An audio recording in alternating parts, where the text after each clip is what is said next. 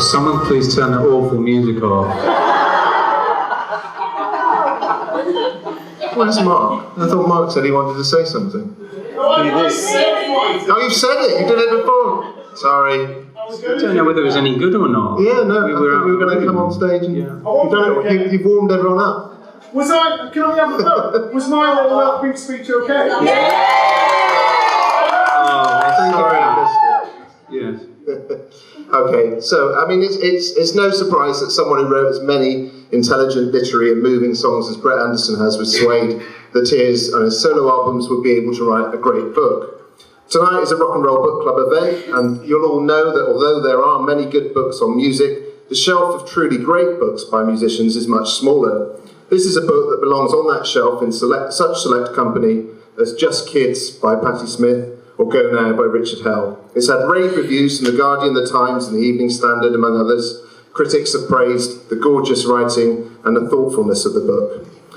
Brett, last time we talked, you mentioned how even though a lot of your songs have recognisable London place names in them, they all take place really in Suede world. Mm. So I was wondering, does Walthamstow fit into Suede world? Oh, this is my first time in Walthamstow actually. Sorry to say, but not my last. I'm sure it does in some ways. I actually got the tube here, and I was on the Victoria line and went through Finsbury Park, and that brought back memories. Happy memories? I used to, well, kind of, yeah. I mean, you know, and I remembered that Finsbury Park backwards is actually crappy rub sniff. Which amused me, you know. Check it out, it's good. Well, that's where part of the book is set, in the house in Wilberforce Road in Finsbury Park. So I've got, very fond memories of this part of London, but I don't know Walthamstow as well as I would like to. Okay. So how is publishing a book, how does it compare with releasing an album? It's a lot more relaxing, really, and it's quite nice, sort of, it's a nice world, it's more pleasant. So far, exactly. I haven't seen the dark side of it. I don't think. I'm sure there is a dark side of it. Give it a few hours. I mean, with the music industry, it's very kind of. It can be very catty and very sort of. I don't know. There's a sort of like a taut tension to it, and it feels. I don't know if it, because releasing a book isn't my main thing in life. I feel as though I can sort of slightly detach from it in a funny sort of way, which is really nice. Mm-hmm. It means that I can sort of enjoy it, hopefully. But I have been enjoying the whole process so far. I think it's really helped that the book's been really well received. That's been really nice. I think it would have been kind of very different if it had been pilloried, because I think writing something really personal and then it being kind of like received badly would be quite hard to take. So it's nice that it's been taken seriously. I mean, you mentioned the book that suffering from anxiety at various times. I mean, was there any anxiety about publishing a book? Very much so, yeah. I mean, I had to very much kind of make sure that I was okay with it. I remember having this sort of point before I sort of sent it to anyone, and knowing that as soon as I sent it to someone, that would almost be the point of no return kind of thing. And I had to really sit down with myself and really ask myself if I was going to be happy with this, knowing that a lot of the information was very, very personal, and being very sure that I was going to be okay with that, you know. But I think the writing a book, the reason I was happy with it in the end was because I mentioned in the book that I did it very much on my own terms. Mm-hmm. And I think with the book you can be, you know, you wake up the next day and you can think, I'm not sure about that sentence. It's not quite right. And I manicured it a lot, you know, and thought about it a lot. I didn't just sort of dash it off, and I wanted it to have a kind of a sort of a life and a thing of its own. I mean, you mentioned in the book that you started out writing it as something for your son, a record for your son to read when he was older. At what point did it change? What point did you start thinking about this as something that you wanted to publish? Yeah, I'm not really sure. I suppose, it's a funny thing, isn't it? Because people would assume, I think that people would assume that it's like disingenuous, me saying that I wanted to write it for my son, and then, well, why didn't I just sort of like leave it in the loft and for him to find when he's 20, sort of thing.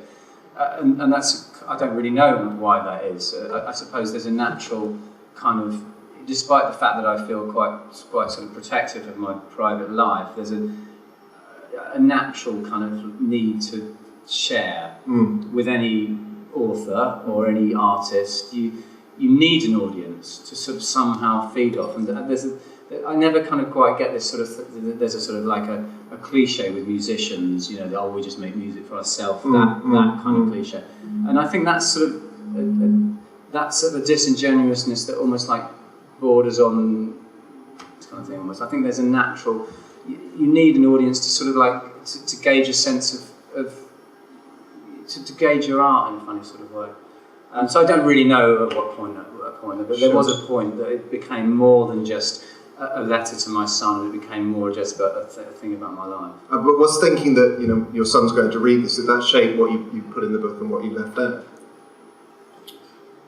No, not really. No, I wanted to be quite honest. I assumed that he'll pick it up when he's sort of 25 or something, when these things can make more sense to him. I didn't sort of shy away from things because I didn't have that sort of filter that you have for a child in a sense. Even though it's not salacious in any way, but still, I didn't kind of. No, I wasn't thinking that. And you're somebody who's been written about a lot right from the very beginning of Suede as a band. Was there a desire to take your story back and correct misapprehensions? I think so. That's a good point. I think to a certain extent that's true. I think that there's been a lot of.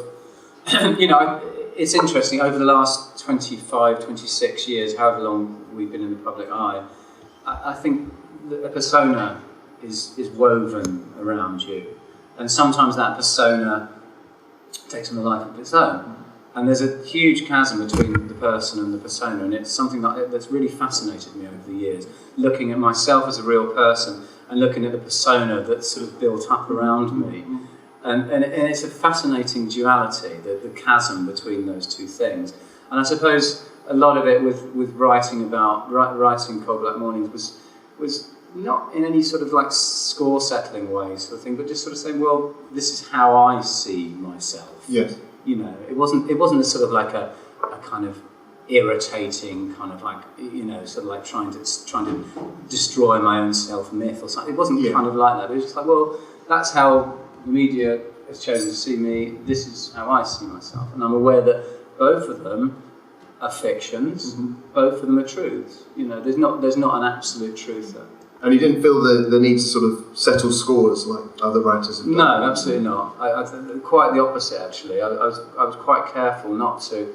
I always feel when you read those kind of rock memoirs that just seem to be sort of people slagging other people off. I'm always suspicious that it's a cheap shot and that's all they've got, and there's no substance behind that, and there's not, if that's how they're keeping people's interest. And I thought that quite the opposite. I wanted to write about very unsensational things and try and write about it sensationally. That was my plan.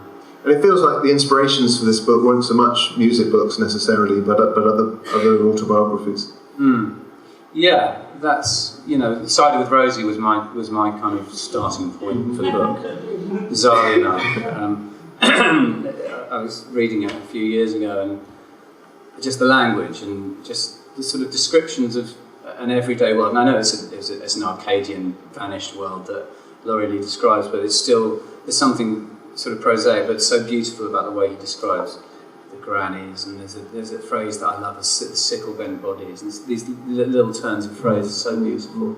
And I tried to sort of emulate that, which is, it's like sort of, I don't mean that it comes anywhere near that, but that was, you've got to have ambition. Absolutely. In order to stretch and sometimes miss the target, but at least you try and reach that, When you look back at those early days of Suede, did the memories feel very fresh, or does it feel far away? Well, writing the book, it sort of stimulates those memories. I found, they do seem very distant, but I did feel there was a sort of time machine element to writing the memoir, where I was back there in those moments, and suddenly people often said to me, "God, how can you remember these things in such detail?" I found, and I'm like, I don't really know. As soon as you start writing about it, your mind uncovers these little details. And you kind of go in there. You know what it's like as a writer. You think, God, how am I going to get through this chapter And you just do, because these little thoughts spool into each other, and these synapses start firing. And it's the same with writing a memoir. It kind of like reveals itself. It's there inside you somewhere. Is that something that happens on stage when you're singing a song that you've written a long time ago? Does it come back to you at the original time of writing that song, or is it different every time? Some songs, there's certain songs that are like that. So something like the Asphalt World, I'm always there within the narrative when I'm singing that song.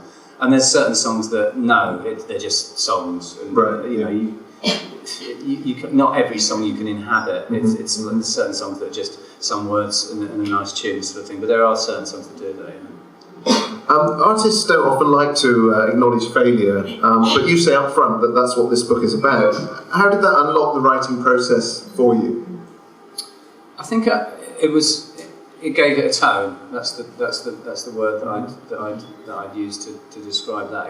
It gave it a definite tone, and I wanted it to sort of like be circumscribed within those boundaries. I didn't want to sort of just write a book about everything that has happened to me. Yeah. I think you end up with a sort of like list of stuff, and it's like, then I did this, then I did that, then I did the other sort of thing. And I wanted it, when I set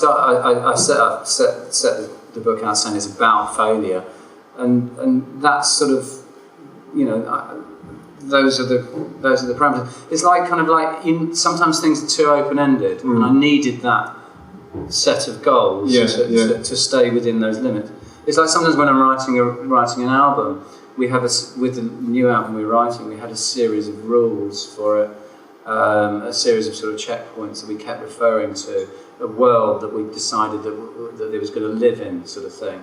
And it's like that. Sometimes you need that to know where you're going. If your remit is just like, well, write an album, it's too open-ended. You need something more specific. Can you share some of those rules that you're using?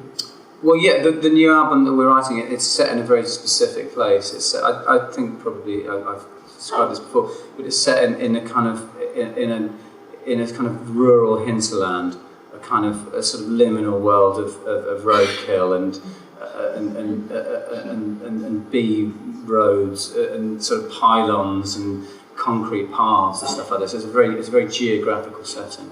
Very unpleasant world, basically, which you'll be pleased to hear. We'll try and stay unpleasant. So with this geographical setting, I mean, that was something that that's been part of your education right from the very beginning, because I was quite surprised reading the book to find out that you'd studied town and country planning,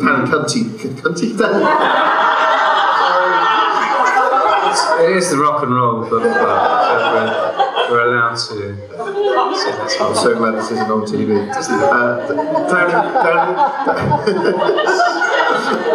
Town and county planning. Country? Country? Is it country? I thought it was county. No,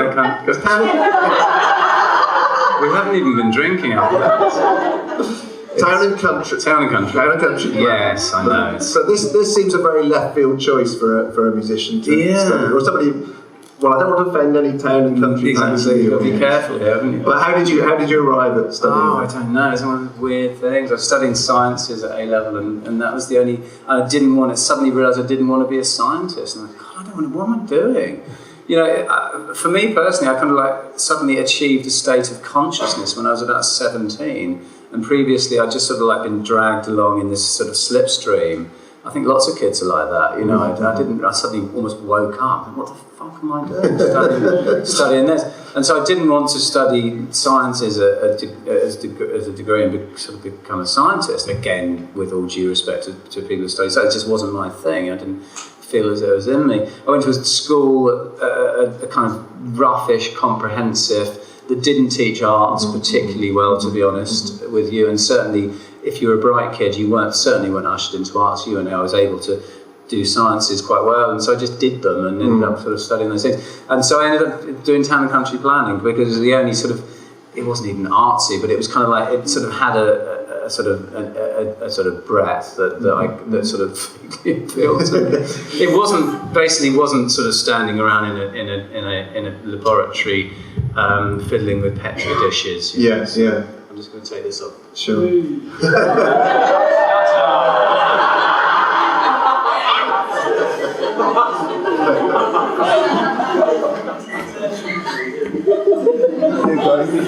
My Dr. Seuss. Thank you. But did it shape the way that you thought about music? Because there's a very strong sense of place in Suede's music. I think it did, yeah. I think it sort of bled through, and you're right. There's lots of sort of the urban landscape kind of cliches that sort of drifted into cliche at some point in like 1999, but it's definitely from that, and the sense of place has always been important to me. And when I'm writing as well, I feel as though that's what I can do. I'm not very good with dialogue.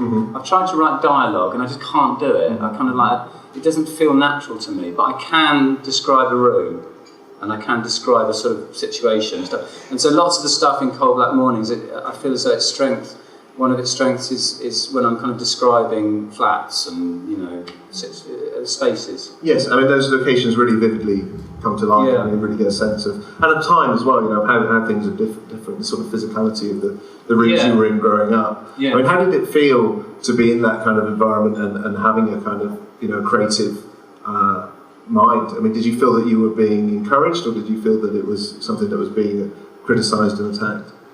At the university? No. I mean, throughout your childhood and teenage years. Well, my parents were sort of very creative people, especially my mum, but they weren't. They didn't sort of really know about education, so they were from a sort of a class and a generation that they were sort of cultured in their own way, but they didn't sort of see that as a sort of route to anything. It was just that was just the sort of people they were. My mum was very artistic, but she was never sort of like, well, what are you going to do with your life? I never had those kind of discussions with her. I had those kind of discussions with my sister, because she was a few years older than me.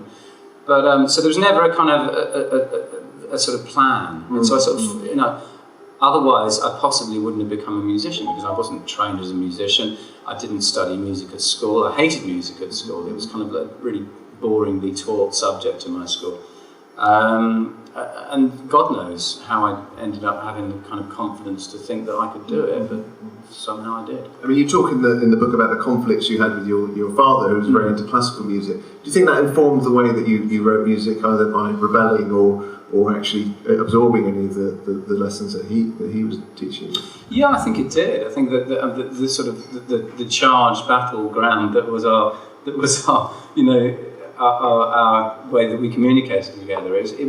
We were always arguing about music, so it made me very, very opinionated. He was incredibly opinionated. It was his. He'd start these very, very kind of like confrontational conversations about sort of how Franz Liszt was obviously much better than the Sex Pistols. That would be the conversation that we had, and it was like this sort of Christmas tradition that we'd sort of sit there and say, I describe it in the book, but we'd have our Christmas dinner, and then we'd have our paper hats on, and then he'd start with the kind of like, well, obviously Satisfaction isn't as good as the Nimrod Symphony. Oh, come on then. Would you write? Let's do it. And would you enjoy arguing with him, or was it? Sometimes, but it'd be quite. It would always get quite personal. It wouldn't be just a sort of nice intellectual discussion that we'd kind of like end and sort of like agree to disagree. It would kind of like end in these sort of like fraught sort of sulks. So it was all a little bit odd. So, but anyway, it kind of gave me this sort of like background for being able to discuss music and having an opinion about it. And there was always music in the house, always. And we didn't really have a television until, I don't know when, mid-70s or something like that. So that was what was our entertainment. There was just music playing all the time. So there was music playing, and then my mum was painting. So I was kind of like, when I was a young boy, we didn't have TV, so we'd just sit and draw. That's what I used to do with my mum and my sister. My dad was out of work, and we'd just sort of sit and draw things, and that was kind of quite nice. And I sort of sometimes try and do that with my little boy, to try and, I don't know, there's something nice about that. This obviously is the parents' 21st century fear of their children. It's falling into this world of screens, and there's something that I really value about turning the screens off and sitting down with a pen and a piece of paper. I mean, the visual sense was obviously very important to Suede, and it's all. I mean, I think it's a beautifully produced book. I mean, I noticed the cover image was something you'd also used for a collection of your solo albums. Yeah. Where did that image come from, and how did you end up using it? It was just a picture that a friend of mine, Paul Kira, took.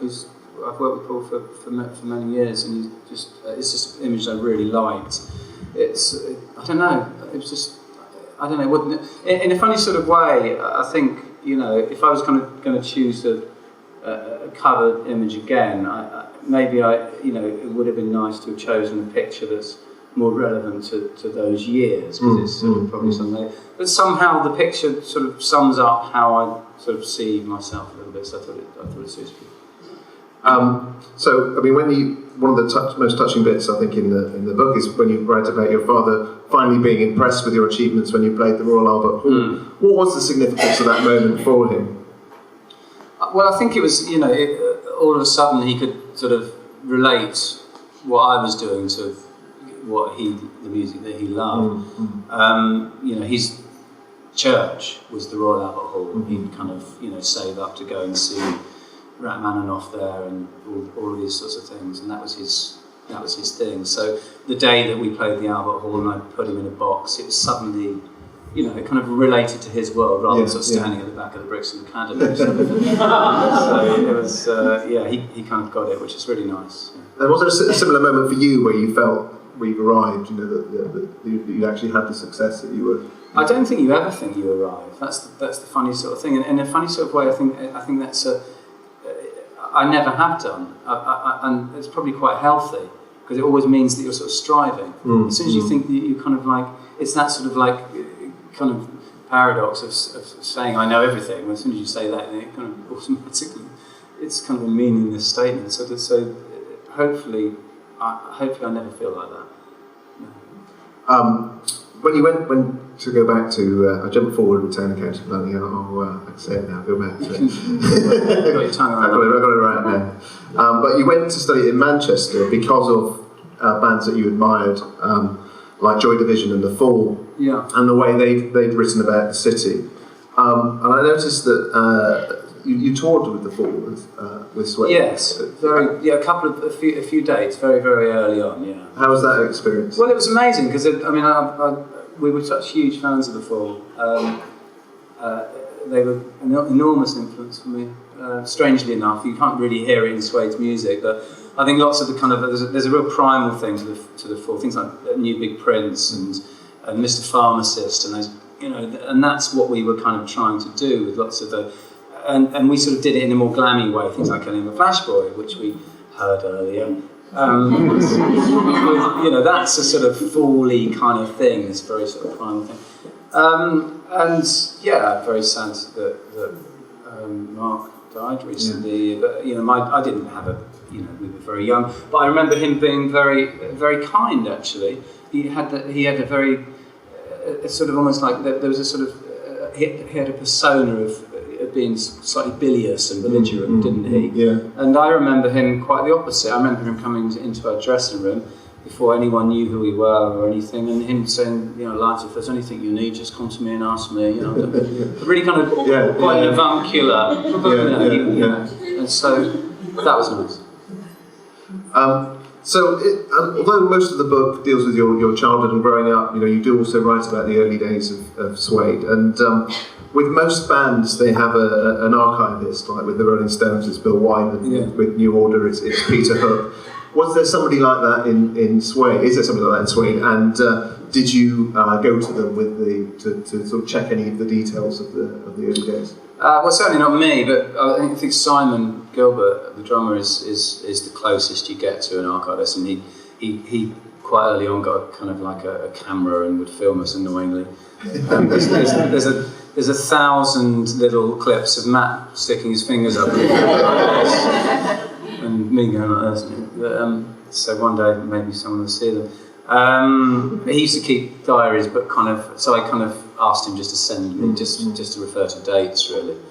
But I think in a funny sort of way, I didn't want to be tied too much to the truth. if that doesn't, do you know what I mean? That wasn't the point of the book. bizarrely enough. I didn't want it to be this kind of, exhaustive sort of like day-to-day thing of exactly what we did. Yeah. I wanted it to have a sort of more impressionistic sort of perspective than being that. I leave that up to, a biographer. That's almost like a biographer's job rather than an autobiographer's job, I think. And that was quite an important thing. There's the phrase I use in the book saying the point of this book isn't that I get these kind of things right. It's more of my perspective. Yeah. And I think it's probably hard to write it, as well as you do if you're trying to get all those details in and to make it a kind of a book about. Absolutely, yeah. There's a chapter 8, which is probably my least favourite chapter stylistically, and that's the chapter where it's almost like a functional chapter where we're going from this period of kind of sort of like, I met Bernard in chapter 7, I think, or chapter 7, and then chapter 8 is almost like just Suede kind of evolving. It was a necessary chapter, and when I was kind of reading it back, I was sort of thinking, is this just one of those, and then we did this, and then we did that chapters, and then, but it was a necessary sort of device to be able to tell the story, but I was very aware of that, to not just be a list of things. And then when people ask me about, are you going to do a second book? Are you going to do, the second book? And I'm kind of like, well, if I can do it in a way that isn't just a list of things, then I'll do it. Which is hard, because as soon as you become successful, you kind of find yourself being dragged along and just, you're not confronted with the close-ups of life. You're just sort of, jumping through these hoops. I mean, is there another period that you particularly would look forward to writing about? Well, like I said, I think it's much harder as soon as you become. I think the early days when we went through that, change from being 4 kids on the dole and working in dead-end offices and stuff like that to being, 6 months later being on the front cover of magazines. That's an incredible. That was an incredible journey, which would be interesting to have some from the inside perspective. I think. One of the things that struck me about the book that was unusual that people writing about music generally don't know is that how friends and events in your personal life are more important to inspiration than some other bands or moments. So when you're saying that when people review records, they often say, "Oh, it's like this record," or "He's inspired by this," or and as a critic, that's really all you can do unless you've got a kind of a knowledge of somebody's autobiography. Did you feel in addressing that you were giving away secrets, or was it something you wanted to do? I mean, what did you feel about that kind of level of revelation? I felt comfortable with it, otherwise I wouldn't have disclosed that stuff. But yeah, that was kind of quite an important point to me. I think I make that point when I'm talking about my flat in Morehouse Road, how influential it was on that first album. The kind of the combination of sort of this sort of like faded decadence. It was a sort of beautiful, used to be, obviously, it was a Victorian house with high ceilings, but it was kind of falling apart, and the bathroom was this tiny little mildewy kind of room and stuff like this, and it just sort of was this sort of backdrop that those early songs were set in, and I was just trying to make the point that, from music writers' perspective, all they can talk about is glam rock or something like that, and that's their reference points, and that's fine because that's the only reference points.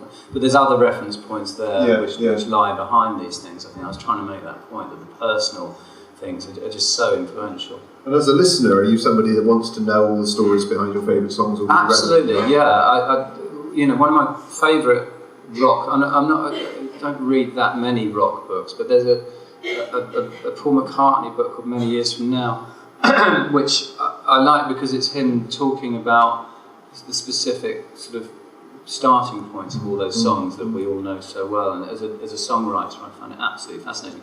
And that was something that I wanted to do with Cold Black Mornings, kind of like identify these little sort of vignettes in my life that had been the starting point for the songs.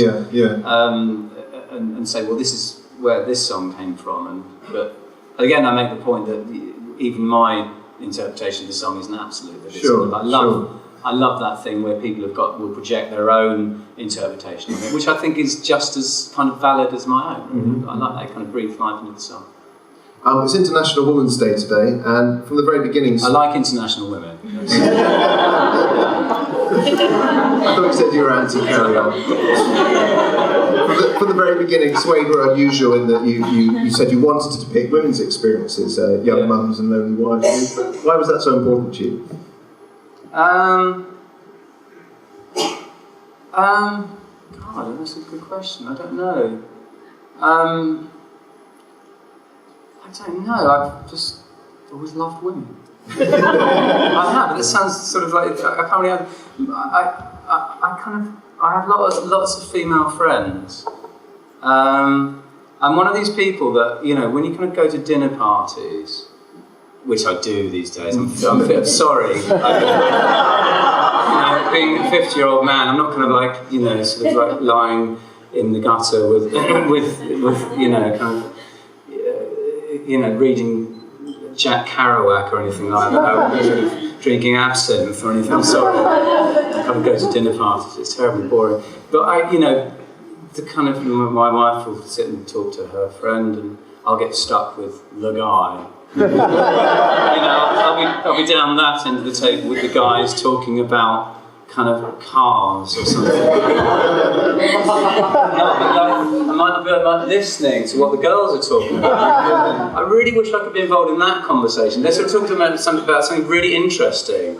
They're talking about how they feel about stuff, which is what I want to talk about. I want to talk about how I feel about things. I don't want to talk about tyres. Tyre pressure or something like that, you know. So I've always loved women, and obviously love women. So there's always been a kind of empathy with women, and I don't know. And I sort of discovered writing from shift perspectives quite early on, and that I found that incredibly inspiring. Suddenly realising that you don't have to write in the first person, and you know. That it's almost a tradition in songwriting that you do have to write in the first person. And I think that when I start to not do that, you know, the music industry is very conservative, actually.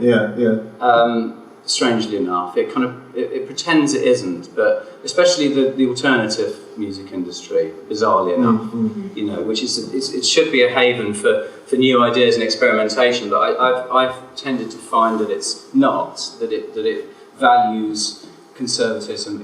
You know, the alternative music industry tends to like, you know, sort of the same model for bands over and over the years.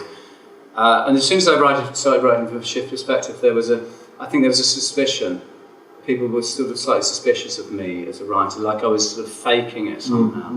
And I just found it an interesting device. And you know, writing from women's point of view, writing from gay men's point of view, writing from anyone, I suppose, that wasn't me, I thought was interesting. You know.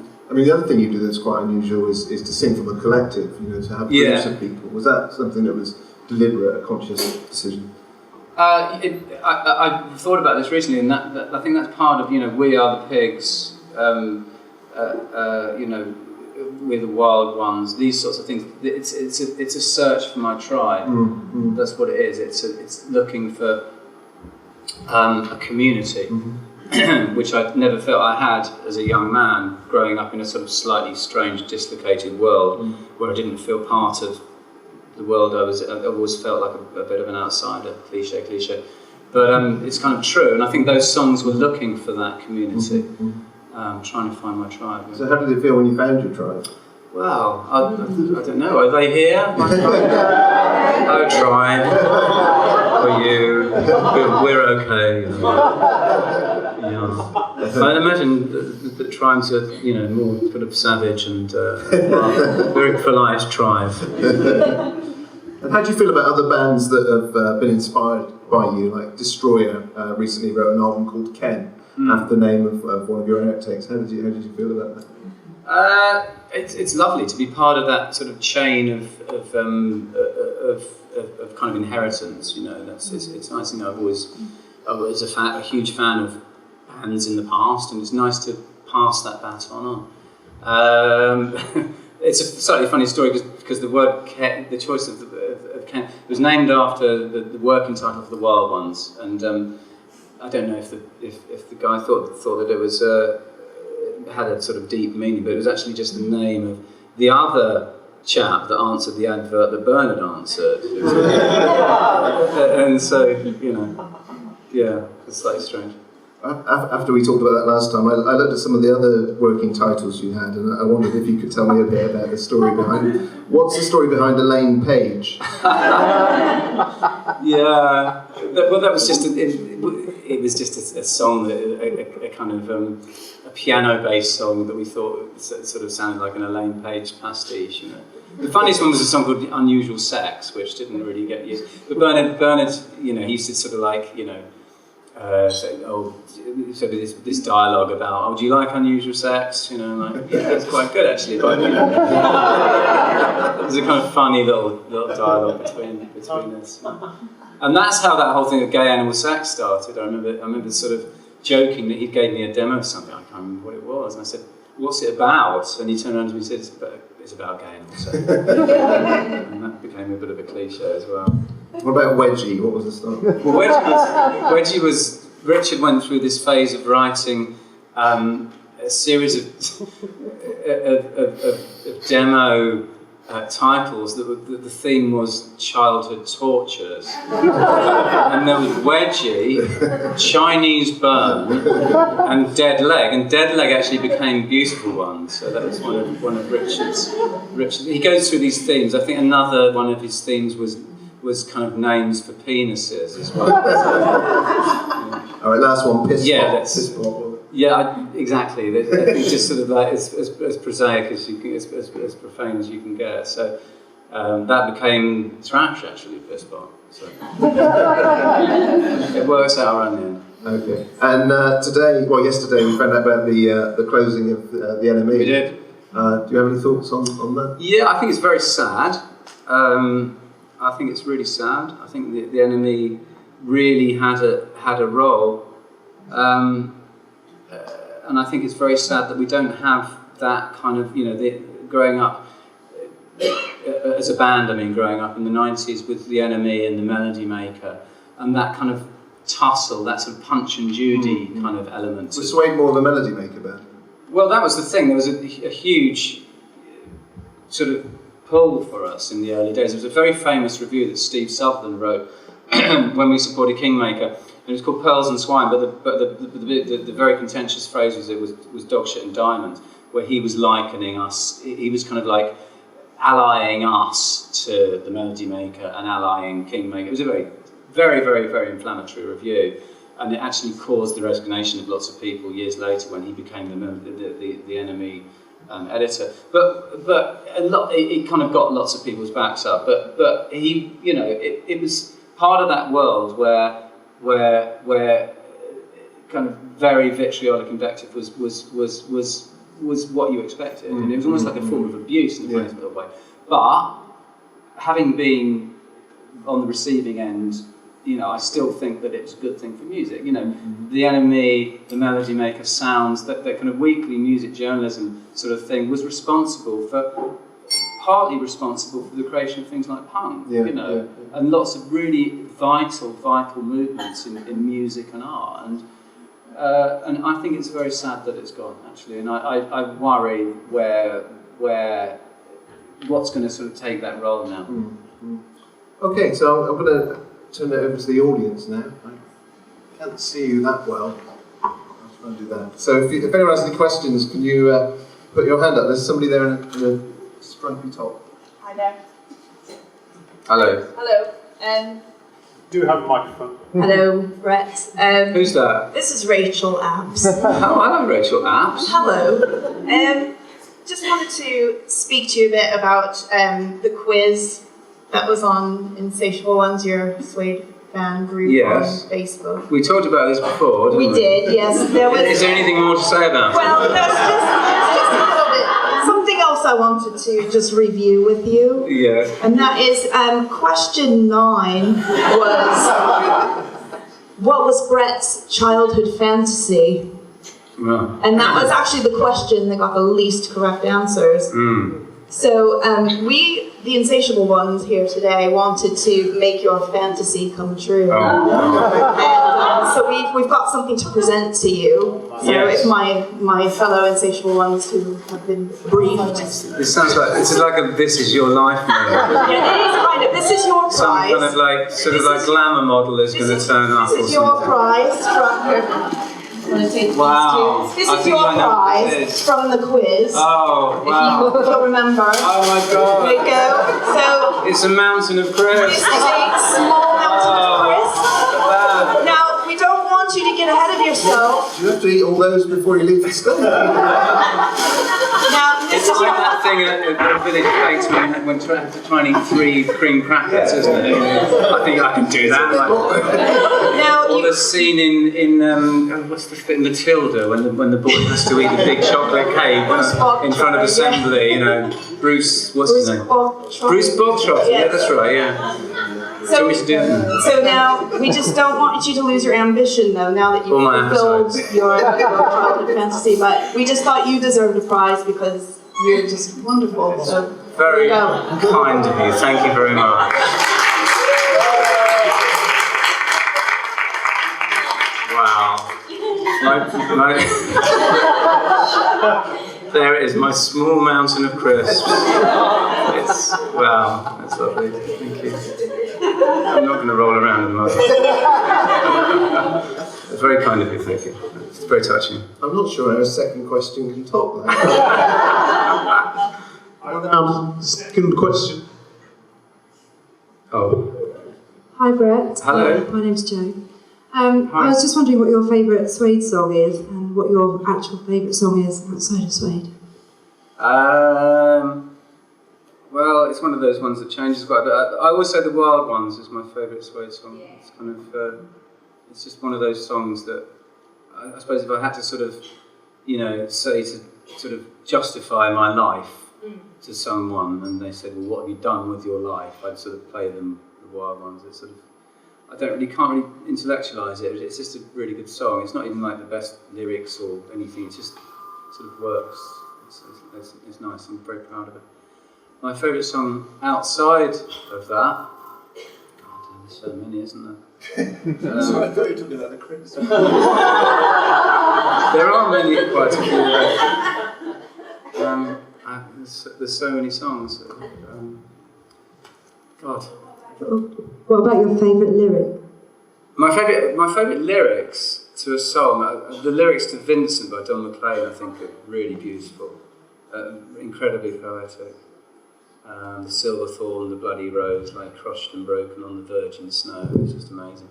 But there's so many lyrics on there. I love the lyrics to NYC by Interpol as well. Yeah, that's beautiful.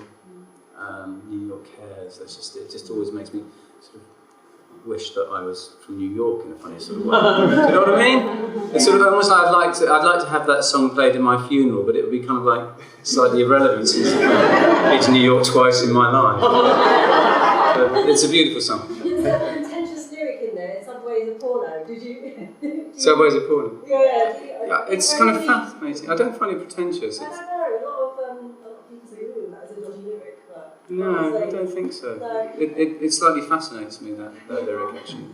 I don't think it's pretentious. I think you've got to sort of, it's it's an interesting conversation. One man's pretentious is another man's sort of, do you know what I mean? You've got to try and do unusual things, otherwise, you can't just sort of like rhyme moon with June, otherwise you're sort of not pushing it anywhere. And that's what I've always tried to do as an artist, and critics will sort of pretentious. Well, you've got to aim and miss sometimes to do something interesting, I think. And sometimes you get it wrong.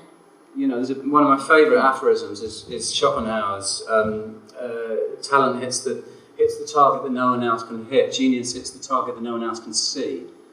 And I love that. It's a very inspirational aphorism for me.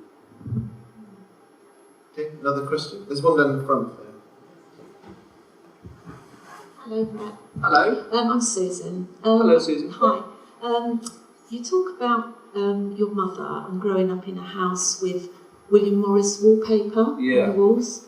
and have been an artist. And I just thought, would you ever think about becoming a painter, drawing? Yeah, I'm going to do as many things as I can. Be a songwriter, and then I'm going to be a writer, and then I mean, like, you know how kids, when you ask them what they want to be when they grow up, I want to be an astronaut, and I want to be a Spider-Man, and I'm one of the. No, I don't think so. And it's William No, Morris. I don't mean. Sorry, I don't need to be facetious. I don't think the world needs to see my drawings. William Morris collection.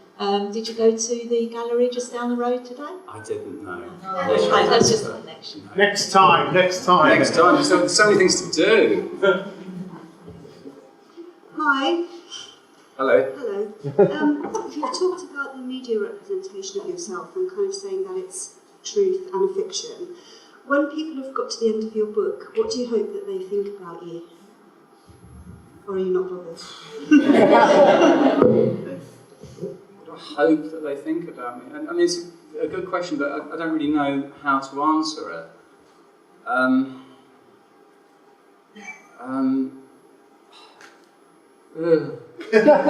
suppose I hope that they dislike me less.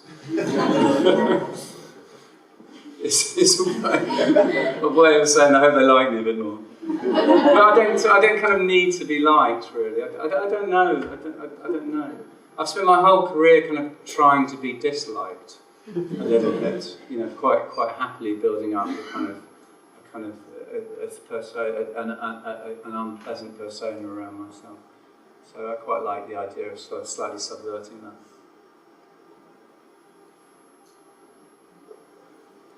This one. Hi Brett, my name is Ben. Hi. Hello, Ben. Just as a little aside, I like the little impression you did talking about Marquis Smith. I think you should do a song from a Manx perspective. I like that. Really? Yeah, definitely. Yeah. Okay, so my question to you Do you like is... my Mancunian accent? I do, yeah. My question to you is there any science fiction, either in books or TV or film, that you particularly like? Science fiction? I'm not a big sci-fi fan, really. I suppose sort of J.G. Ballard is a bit sci-fi, isn't he?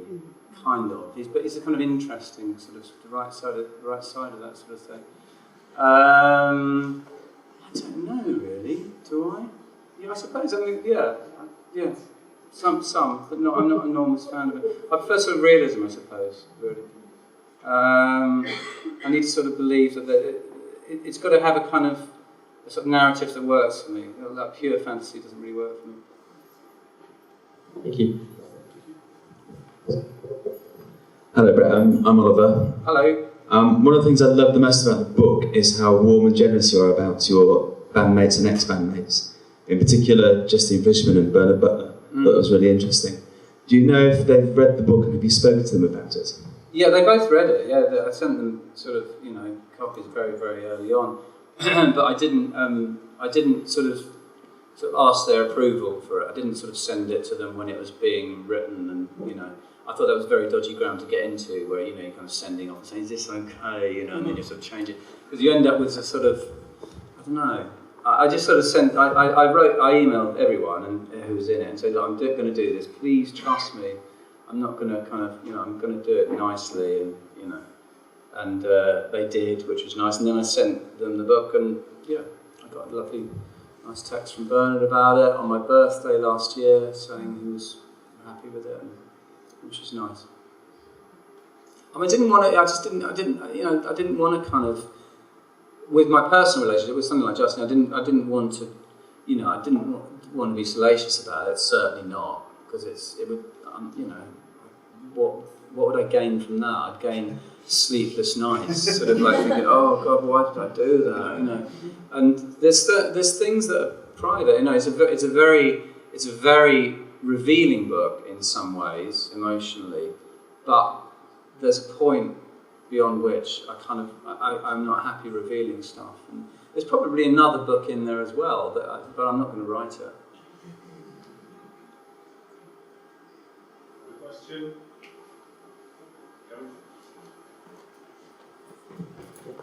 This gentleman and then you. Hi Brett, Mark. Hello. I'm yet to read your book actually, but I read recently John's. My wife is a huge Suede fan, Louise. But yeah, I was reading recently John Harris's Britpop book, and there's a really beautiful section in the book where he's talking about the time when you moved to Finsbury Park and you were living with Justine and Matt. Yeah. And she described that time, the winter of you living in that flat, as a very warm time. And I thought it was really beautiful where she described living there. What do you remember that time? She talks about you playing the Sex Pistols, and you were playing Happy Mondays endlessly, and the Bummed record in particular. Yeah. But she described that time as a very warm time in the winter, which was a very awful surroundings you were living. What do you remember at that time? Yeah, I remember it being quite a warm time. I mean, it was a really special time. It was a freezing cold winter, and I remember just sort of like being huddled up by gas fires and eating pistachio nuts. That's pretty much what I remember. And yeah, playing Justine things that she hadn't heard before. She came from a very different background. Yeah. And the sort of music that she knew was very different from the sort of music that I knew. And but part of sort of forming bonds with someone is kind of educating each other. Sounds far too sort of like sort of kind of harsh, doesn't it? And just sort of just revealing things to each other. Yeah. But it was a wonderful time in my life. But was Barry a part of your life at that point? Was he part of my life? Was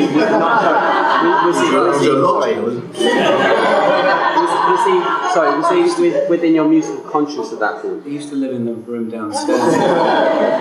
Him and Iman were kind of like, we used to bump into them and sort of eating toast. Hello. Hi. That was the kind of world we lived in. Not really. No. Well, of course. Yeah. I mean, music. It was immensely important. And I was just interested. Continues to be so. It's. Yeah. Go on. Sorry. So I was just interested whether you were listening to him at that point, or whether Barry came into your life previous to that. Always.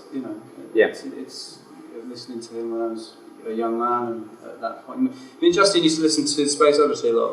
That was kind of the album that we used to listen to a lot. Signet Committee is still one of my favourite songs. Letter to Hermione. Justine used to have the intro to Letter to Hermione on her answer machine. I always remember that in the flat in Kensington. It's beautiful. That's the intro. And that was one of our favourite songs. We used to sit there and try and play it on acoustic guitar. Hi. Hello. Hi. Oh, hello. I'm interested in the process of you writing the book. So, did you start with a notebook? Did you start with a typewriter? Was there a specific place you used to write? Time of day, season, dictaphone, computer, pigeon. Quill and pen, papyrus. I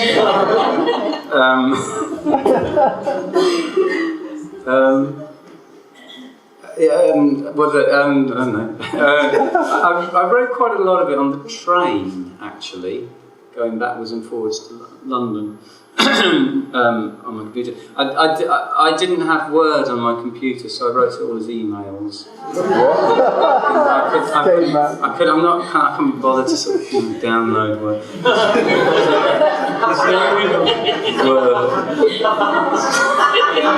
So I wrote it as very long emails. So that's how I wrote it, as emails. But I kind of miss it I used to have a manual typewriter when I'd write a lot of my lyrics on manual typewriter, but it is easier writing on a computer. But I love the sort of, that kind of tactile thing of a manual typewriter. It's something, the sound of it, it's a lovely sound. I miss that. Hi, Brett. Hello. Hello. The early 90s for me, musically, were very, very exciting for me. And did you know, or were you aware that when sort of the Drowners came out, for instance, that it was going to push the envelope in terms of what was going on sort of musically in the indie world at that point. We were coming sort of, you know, into second phase of shoegaze, if you like, with Rides Going Blank Again. You had Verve that were deemed to be the stars of '92, but then you came along. I think Richard Ashcroft said at the time that he was glad that you kind of stolen their thunder. It took the pressure off them a little bit. But what you were doing at that time, it was so different, I think. Were you aware of that? Was there a conscious decision to go in a sort of a glam direction, if you like, compared to what was going on at the time? Well, yeah, I mean, the thing about that is that the reason we were so different from everyone else was because we just weren't very good. And we weren't competent enough to sort of emulate the fashionable sound. If we'd have been better at what we were doing, we would have sort of sounded like one of those bands, but we just couldn't sound like that for some reason. Even though Bernard was like an amazing guitar player, as a band, we couldn't do it. And that was probably quite a good thing. So we went off and just sort of managed to become ourselves, almost like through kind of incompetence, and then grew to sort of learn what we were doing in quite an unusual way. That's interesting, because you call it incompetence, but it was so different, it was so out there.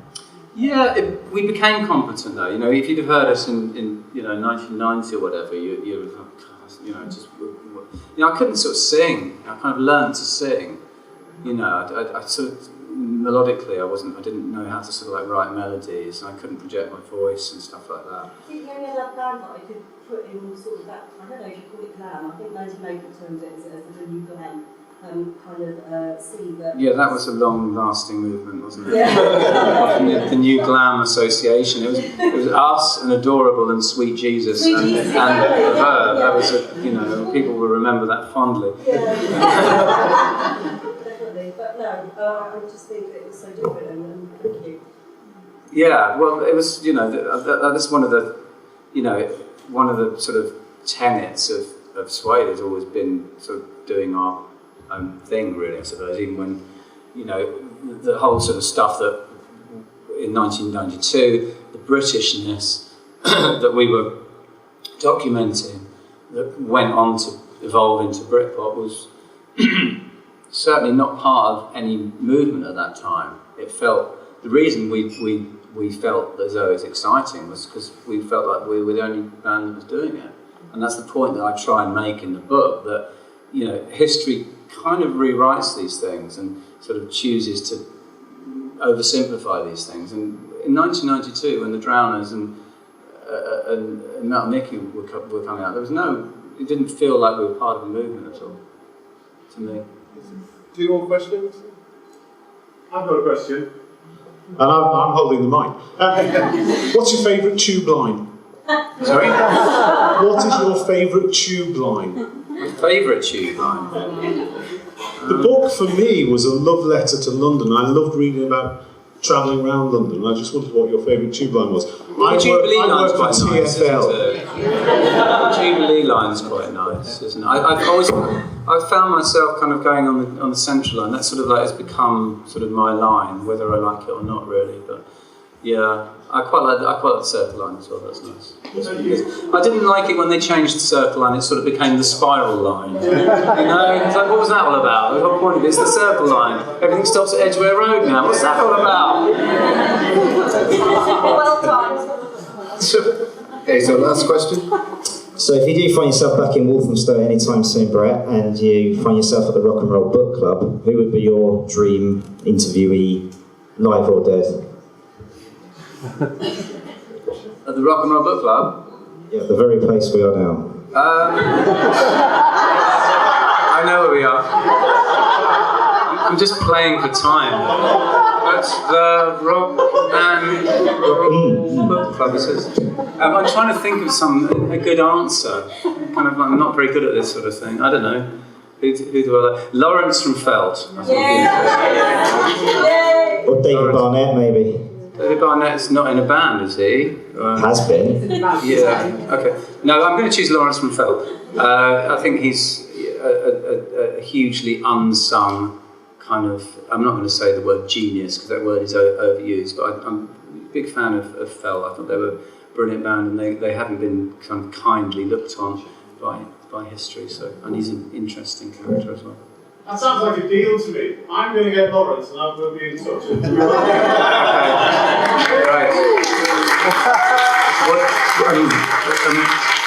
And what's my involvement in all this? We'll be talking to Lawrence and eating crisps. Okay. On that note, if you haven't read the book yet, do read it. Brett will be here, he'll be signing books after the event, and it's a really, truly wonderful book, and everybody should read it. So thank you. Can I say one little thing before? That Matt here has written a really fantastic book that everyone should read called 8 Minutes Idle. Thank you, Brett. And it's a really excellent book, which I'd just like to say, because he's sort of sitting there, he's done a fantastic job the last couple of nights.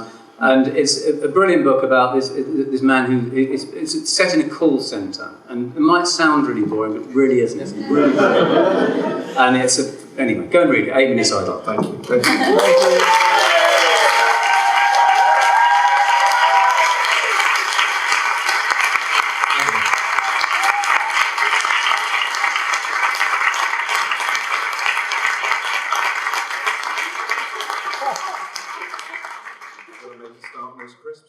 I'm absolutely starving, but I don't want loads of pictures of me turning up.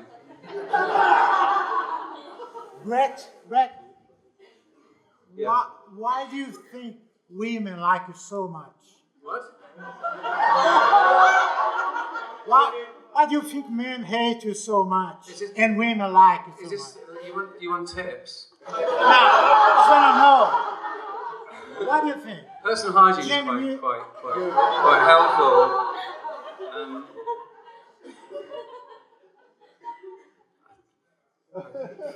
What do I say? I don't know. That's a good question.